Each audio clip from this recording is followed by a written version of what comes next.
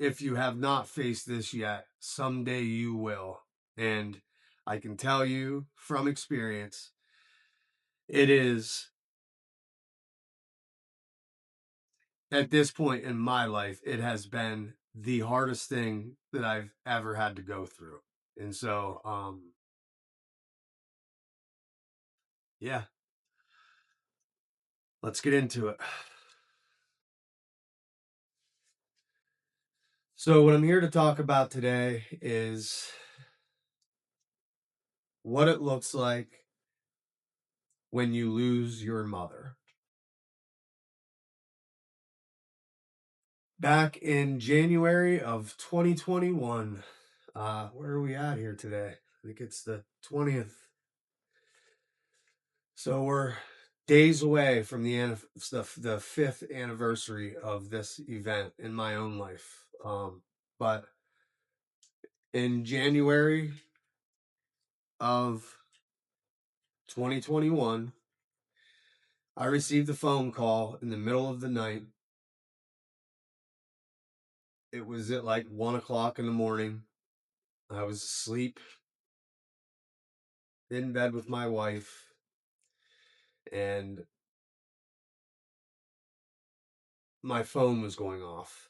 And I woke up and I was completely disoriented, and I thought my alarm was going off. And then I grabbed my phone and I realized that it was the guy I worked with that was calling me. And just for a little backstory on this, the company that I was working for, we were basically on call all the time for emergencies.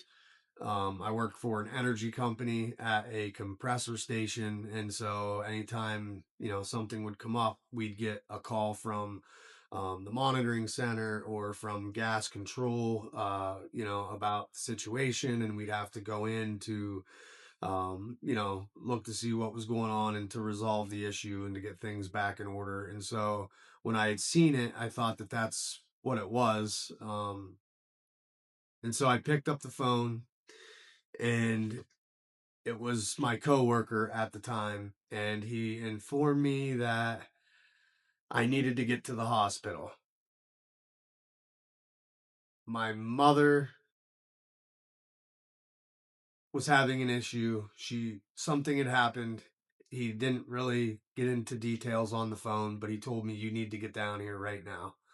And it took me a few minutes to even understand what was going on. And so I started pressing him on the phone. What's going on? Tell me what's happening. What's going on with my mom? And he's like, just, you have to get down here now. And I realized that he wasn't going to tell me over the phone. And I panicked and I dropped the phone, and I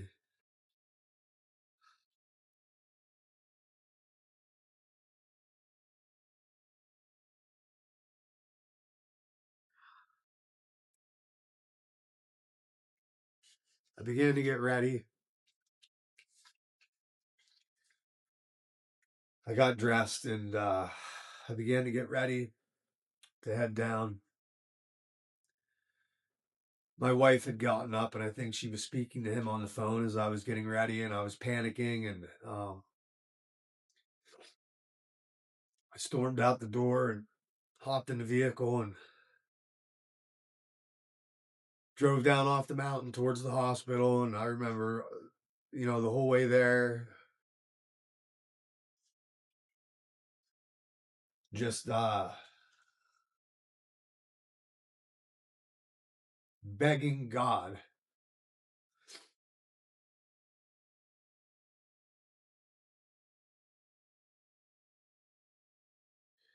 I was begging God to not take my mother the whole way there.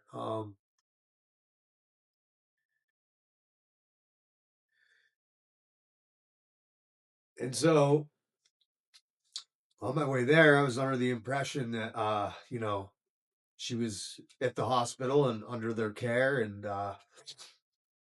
that there was a chance that everything was going to be good, but I was obviously very concerned and worried because I didn't know what was happening. But when I pulled in, I was met in the parking lot by them,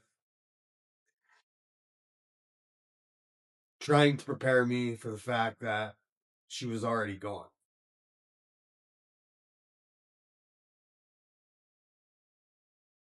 And they explained to me uh, that she had a massive heart attack and that they had done everything they could and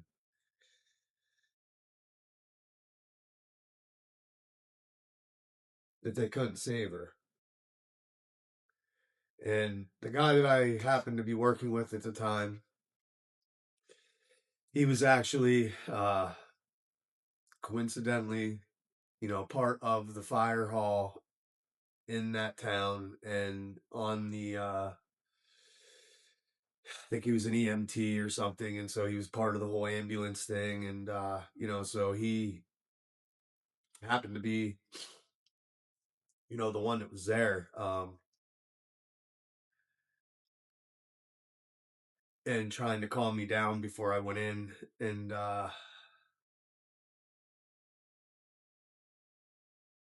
what I walked into in that hospital room is something that will haunt me for the rest of my life.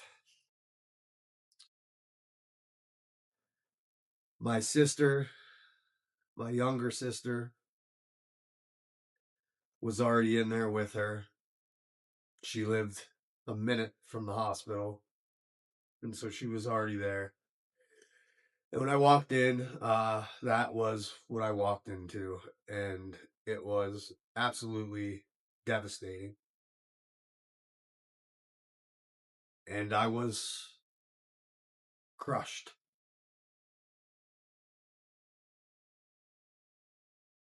And I remember being there with her for hours. My sister on one side and me on the other, holding her hand, saying our last goodbyes. And I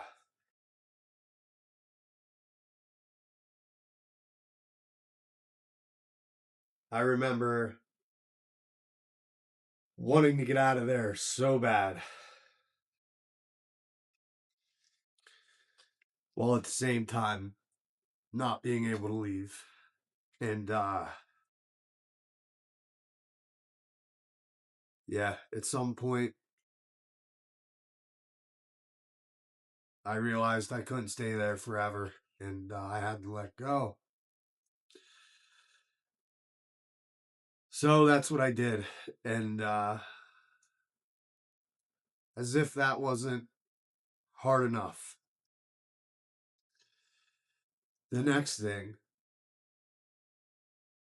may have been even more difficult. And that was coming back home and having to tell my children that their grandmother was gone. And my daughter is a little bit older now. She's an adult. Um,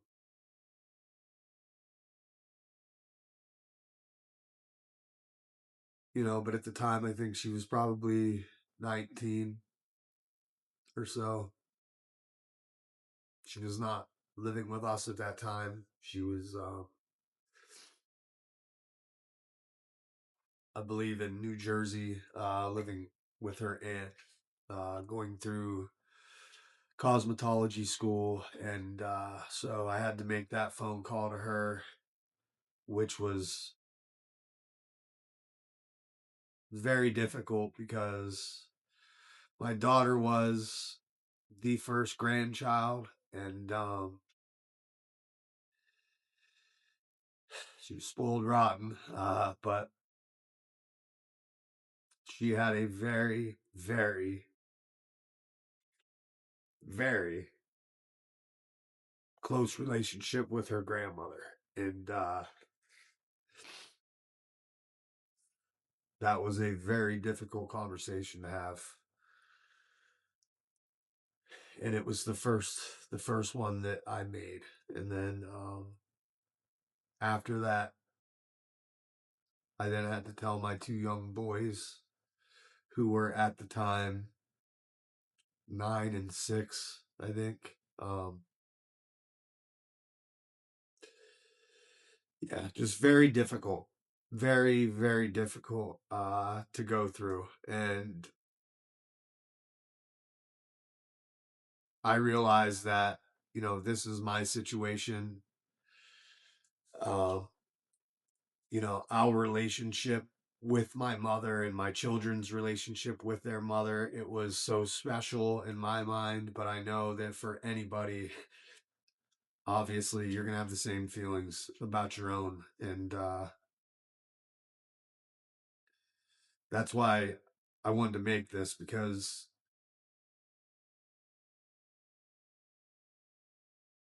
I've learned a lot from it. And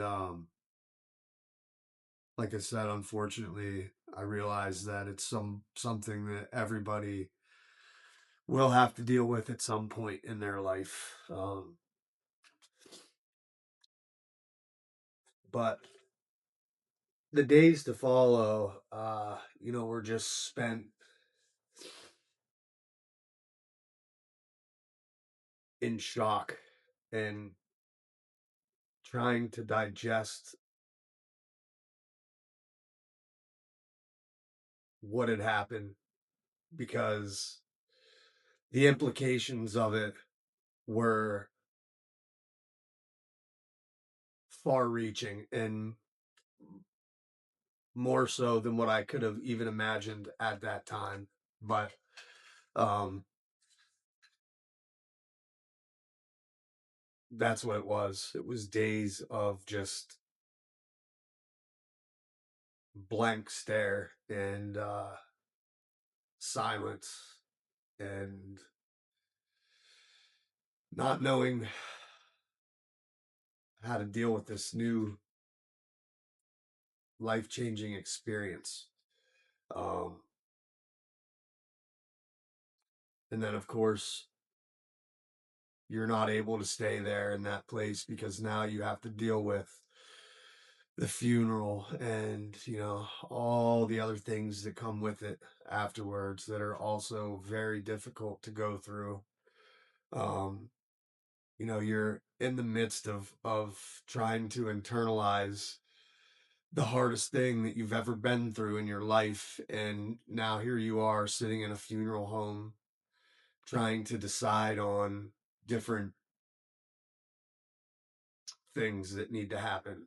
And these decisions need made, so you just cannot,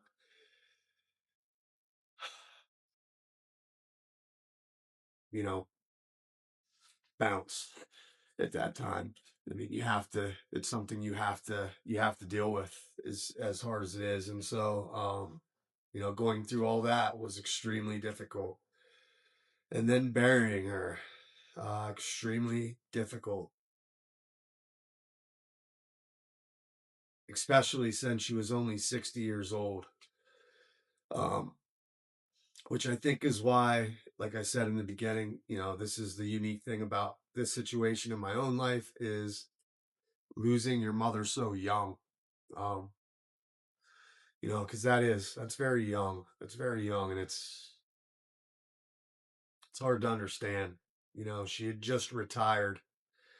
I mean, just retired. So finally at a point where she can enjoy life, enjoy her grandchildren and her family to the fullest, and to just,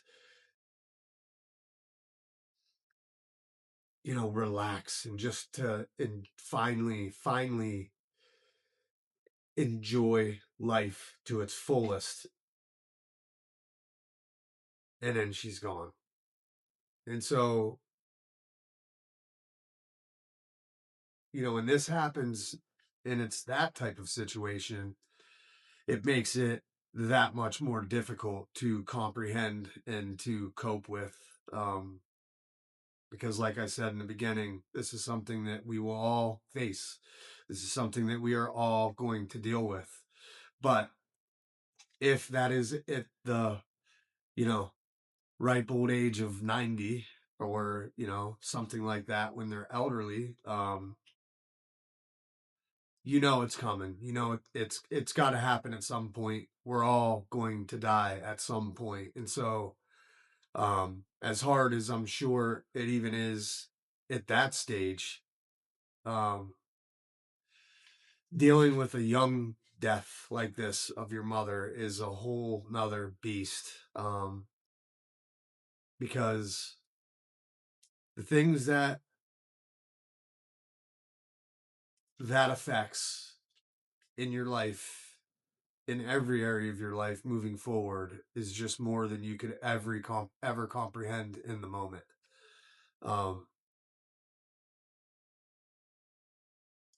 and that has proven true in my own life over the years here.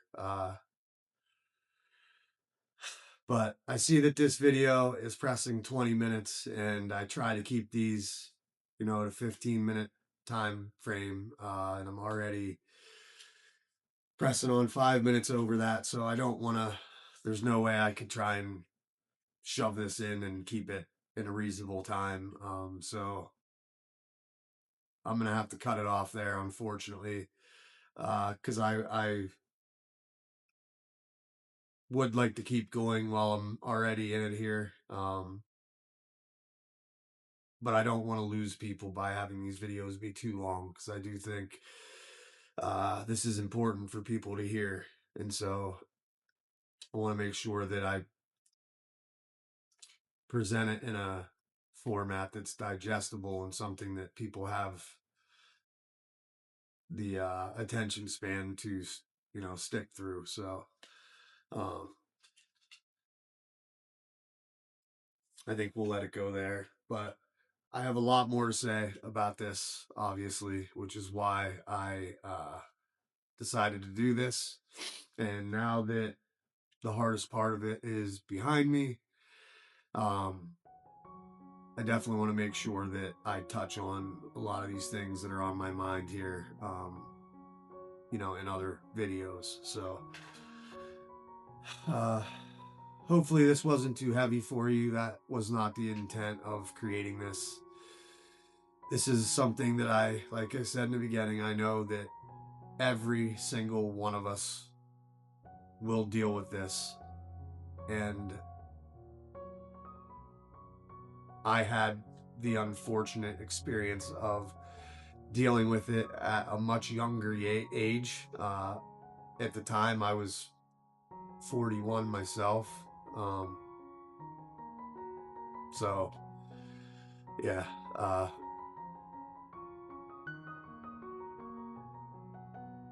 It's a tough one, but it's one that I think really has the potential to help people, at some point in the future. So that's why we did it. So hopefully you will stick around and hear what else I have to say in regards to this topic, and that will be in future videos to come. So thanks for listening. I am Brad Casper. This is Casper's Corner. We are out.